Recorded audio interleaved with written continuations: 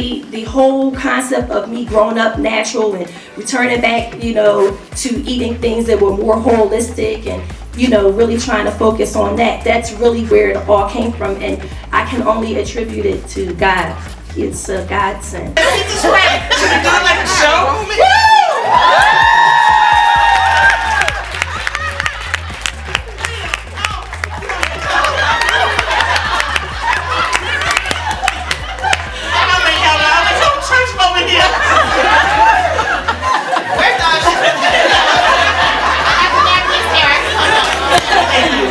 I'm telling you, this feels so good. I know people out there right now going, she just snatched your hair.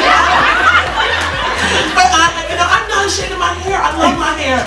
And this is what it looks like when we get done with it. But we're going to show you the process about how this, because I think this is really important because we have so many stigmas about hair. Yes. And hair is always all this stuff. And, you know, I wore the wig in part because I knew we were going to have to do some taping and everything. But I have been waiting for this moment. You still don't understand. Hi, my name is Liberty Daniel Favors, and I'm an attorney and the author of a book called Afro State of Mind, Memories of a Nappy-Headed Black Girl.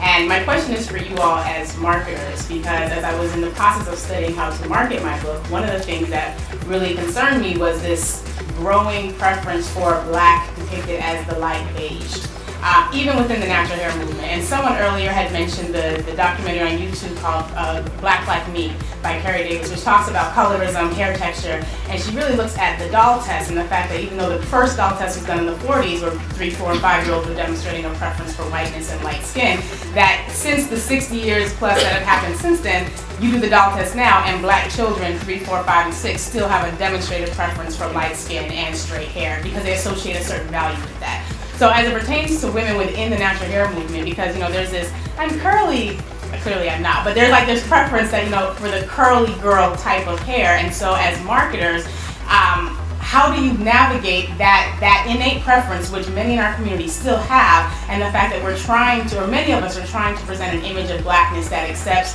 the kinky, tiny, 3-inch, teeny weeny afro as beautiful in its own right without having to be compared against white hair?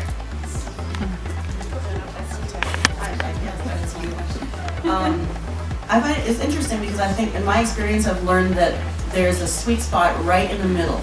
So if I feature somebody on my blog who is too light skinned or her hair is too loose, I get people mad at me for putting that person on my blog. And if I feature somebody who's darker and has a kinkier texture, she may not get comments, which is an awful thing. And I experienced hurt feelings on either side of that argument. I think that I don't know what's gonna fix it, you know, because I've been doing this thing for 6 years. I keep hoping, and I was saying this earlier, I keep hoping to see things change, and then you find that they aren't changing. So I think the way to really address that and is what we're doing right here. You know, having the discussion and also, you know, in the blogging space and just kind of featuring those images wherever and however often we can. And just reminding little girls that, you know, you don't have to look like anybody else, you need to just look like you and enjoy who you are. Because there was a time when there were no black women at all depicted in ads by major corporations.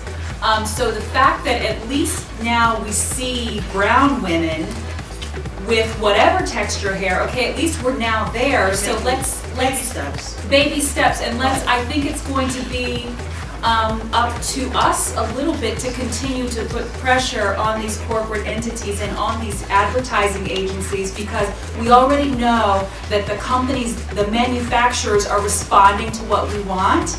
So, you know, the next step is for marketers and advertisers to respond to the consumers that they're actually trying to attract. My head, I've always had a very thick head of hair, and it's always been a real chore for me to try to do my hair myself. And my friends can tell you, they can tell when I do it and when somebody professionally does it. I look jacked if I do it. Okay, it's kind of like Don King on crack.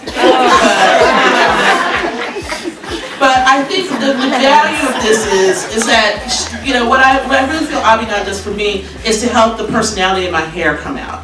And I think this is, you know, this question that we had earlier about, you know, are bloggers taken away from stylists and all this stuff. I see this as being sort of a seamless process, because for a long time, what I did was I looked at bloggers and stylists, and nobody talked about women with gray hair. black women with gray hair, and this was one of the things that Afrobella and I were talking about. And when you get older, what do you do with your hair? And I grayed very early. I started graying at 25 years of age. And so for a few years I dyed, and then I was just like, forget it, I'm working on a PhD, I can't be doing all this, you know. And so I just decided to let it grow in like this because I knew the profession I would be in, that the gray hair would give me a little more gravitas. Now, what it does is, you know, usually people look at my face and they tend to think that I'm either A, older than I am, and they're like, you look really young, why do you have gray hair? And I say, that's because I've had so much trouble and people have given me so much trouble. But I think, you know, it's all of this question about what you want to do with your hair. So if you could give me like 3 really quick points of empowerment to say to my fellow sisters and brothers here at Penn. Number 1, come see Dr. Butler. I got you. Okay, so I'm on the group. I just haven't said anything, so I'm not on Facebook a lot. But Okay. yes, I'm watching y'all. All right. Okay. The first thing that came to mind is that your journey is not necessarily somebody else's journey, and it is not your place to judge somebody else's journey. So that would be one thing. I'm gonna come up with another one maybe later on. She took mine. How about I think, you know, we did touch on that before in terms of judging one another and, you know, perm versus relaxer versus natural, and you know, we're all, gosh, as women, we just want to feel beautiful, and beauty is kind of whatever our own individual definition of that is, and whatever way we have found to be beautiful on that particular day, because it does depend on the day too, and to respect that, to respect each other's individual sense of what beauty is, I would say. I would say that knowledge is power.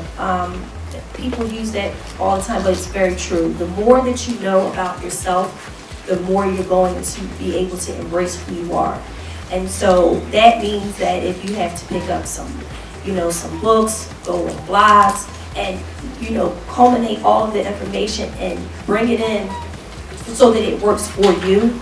And, you know, knowing that, like she said, your journey is not everyone's. Everybody gets to a certain place, and everybody can get to 34th and Spruce differently. We all figured out how to get here, but everybody has a different way of getting to where you need to be.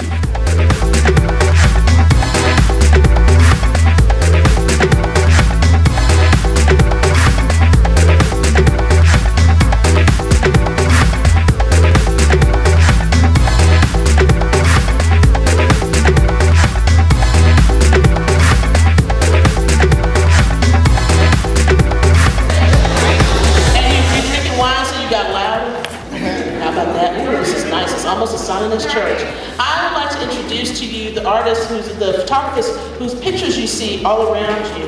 And I'm going to let Glenford talk a little bit about himself. Glenford Nunez is a 25-year-old Baltimore-based photographer and founder of TYP Photography Studio and the creator of the Coiffure Project, a collection of portraits celebrating the beauty of black women and their natural hair. Hello everybody. I'm a little nervous because, you know, I usually talk about pictures. I'm not used to public speaking. Thank you. The idea behind the project was I'm an artist and I'm always looking for a new project to work on. I have an assistant, her name is Courtney, and her hair is natural. And because I'm a photographer, I'm always taking camera phone pictures. So one day I was just, you know, flipping through my phone and I realized that I had a collection of natural hair portraits already in my phone.